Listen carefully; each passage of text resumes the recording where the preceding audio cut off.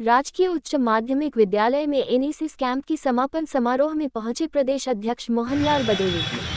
NSS camp के दौरान छात्रों को किया संबोधित। सेवा भाव और दूसरों के प्रति सम्मान से मिलती है आगे बढ़ाने की प्रेरणा। बदोली एंकर मंगलवार को मुरथल दास तीर्थराज के वरिष्ठ माध्यमिक विद्यालय में प्रदेश अध्यक्ष मोहनलाल बदोली पहुंचे। वहां पहुंचने पर छात्राओं ने प्रदेश अध्यक्ष का तिलक लगाकर स्वागत किया। एनएसएस शिविर के दौरान छात्राओं ने कलाकृतियां बनाई। स्कूल प्राचार्य ने कहा कि एनएसएस कैंप का सभी क्रियाएं शामिल होती है, योग से लेकर ब्रेकफास्ट, लंच, सफाई और अन्य एक्टिविटीज में शामिल है, जिसमें ये लड़कियां एक टीम की भांति कार्य करती है। बाइट प्रदेश अध्यक्ष मोहनलाल बदोली ने कहा कि आज़ादी के बाद सभी सरकारी स्कूलों में एनएसएस शिविर योजना में शामिल किया गया। नस सिविल में भाग लेने वाले बच्चे जब सरकारी सर्विस में जाएंगे तो उनको इसका अलग से लाभ मिलेगा। प्रदेश अध्यक्ष ने कहा, जिस विद्यार्थी की सेवा की आदत बन गई वो पूरी उम्र उसको आगे बढ़ाने में सहायक होती है।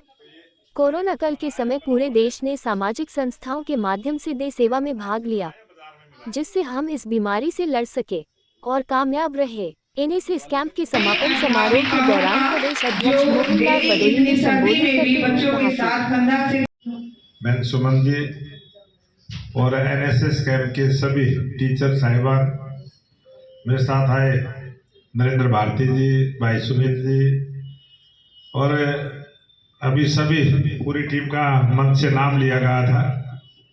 सबके नाम मेरे पास उपलब्ध नहीं है, फिर भी ये 4 नाम लिखे हैं क्या? ये भी नाम नहीं है।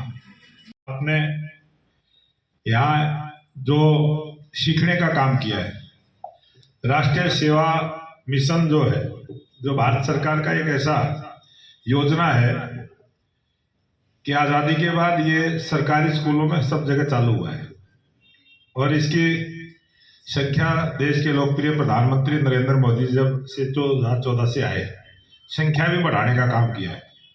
बच्चों की संख्या भी बढ़ाई, स्कूलों की भी संख्या बढ़ाई, जिससे ये जो उम्र है जब शिक्षा ग्रहण करने वाले जो बच्चे होते हैं, जो एनएसएस में भाग लेते हैं, उनको अलग से एक सर्टिफिकेट मिलता है। उसमें आप जब सर्विस में जाएंगे तो उसका फायदा भी आपको सब जगह मिलता है।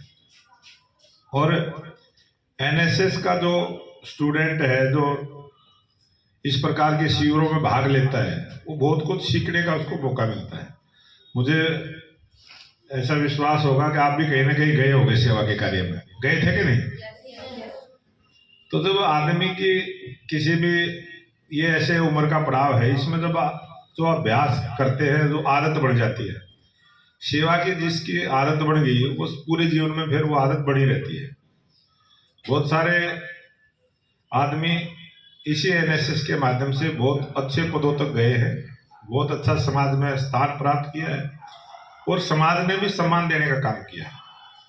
आप सबको ध्यान में होगा, जैसे देश में 2020 में कोरोना काल आया और कोरोना काल आने के बाद पहली बार भारत सरकार ने जिस प्रकार से काम किया और सरकार के साथ साथ सरकार ने एक निवेदन किया सभी संस्थाओं से, सामाजिक संगठनों से कि भाई वो एक दूसरे की मदद करें। और उस समय देश में ना सैनिटाइजर था, ना मास्क थे, ना इस प्रकार के इक्विपमेंट थे कि जो उस महामारी से बचने के जो उपाय पहले से उपलब्ध होते। देश में बहुत कम साधन थे, लेकिन हमने ये देखा मास्क भी घरों में हमारी माताओं ने, बहनों ने बनाने का काम किया, अपने हाथ से तैयार किया।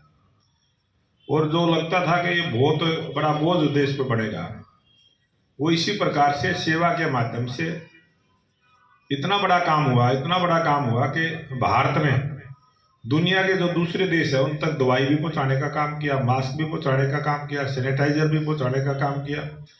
मतलब लगभग 150 देश ऐसे थे दुनिया के जहां पर देश के प्रधानमंत्री नरेंद्र मोदी जी ने वो सारी चीजें उपलब्ध करवाई और भय के वातावरण को दूर किया। सरकार की जागृति की वजह से जो एक टीवी पर जो प्रोग्राम चलता था, क्योंकि लॉकडाउन हो गया, टीवी के अलावा कुछ देखने का था नहीं, और ऐसा जो भय का वातावरण था वो देश के प्रधानमंत्री नरेंद्र मोदी जी की सूझबूझ से जो प्रोग्राम चला और जो हमारी पार्टी ने भी प्रोग्राम चला कि सेवा ही संगठन, भारतीय जनता पार्टी का प्रत्येक कार्यकर्ता सेवा के कामों में लगा रहा है। समाज में लगा रहा है और कोई बीमार भी नहीं हुआ। जो सेवा का काम करता है ना, परमात्मा उसको अलग से शक्ति देता है, वो बीमार भी नहीं होता। आप भी जब सेवा का कार्य करेंगे, उस सेवा के कार्य से आपके शरीर में कोई तकलीफ नहीं होगी, स्वस्थ रहोगे। इस भाव के साथ आप सब काम करेंगे और मुझे पूरा भरोसा है कि जो बच्चे जो 1 सप्ताह तक आप ऐसी सर्दी के अंदर आपने ये जो सेवा के मिशन को किस प्रकार से आगे बढ़ाना है, उसके कुछ ना कुछ गुर आपने जरूर 1 सप्ताह में सीखने का काम किया होगा।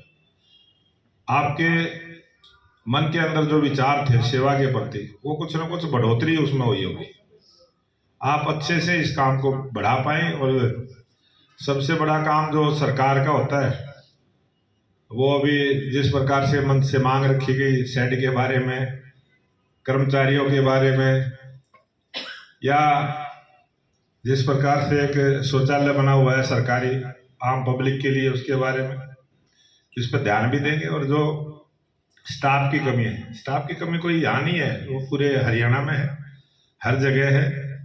और सरकार की योजना है कि इन सबको HKRN के माध्यम से हम बहुत जल्दी पूरा करें।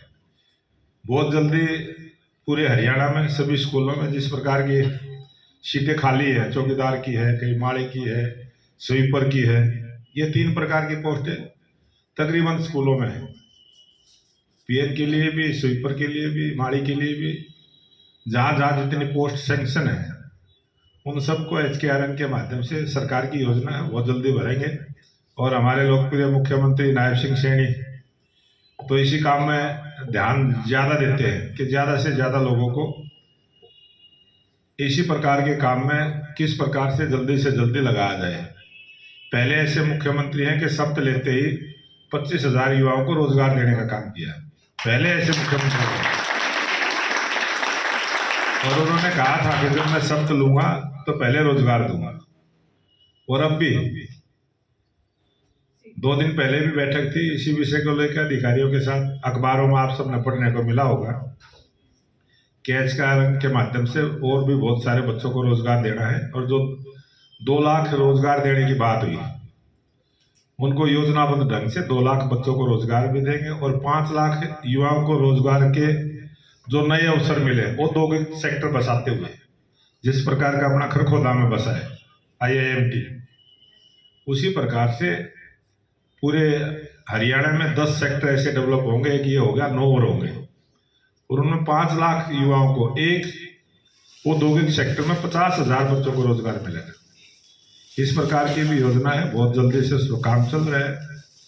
और मैं निवेदन करूंगा कि जो देश के प्रधानमंत्री नरेंद्र मोदी जी ने संकल्प लिया है कि देश विकसित राष्ट्र बने।